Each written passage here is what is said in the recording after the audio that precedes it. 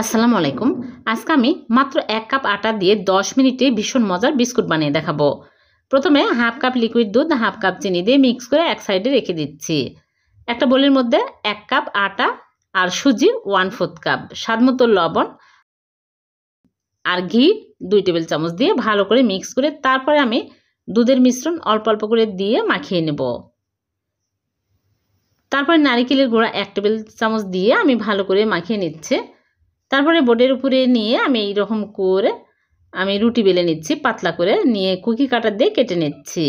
সবগুলো বানিয়ে তারপরে গরম তেলের মধ্যে দিয়ে আমি উল্টে পাল্টে ভেজে নেব। একটু সময় নিয়ে ভালো করে ভেজে নিতে হবে, তাহলে মুচমুচে খাস্তা হবে।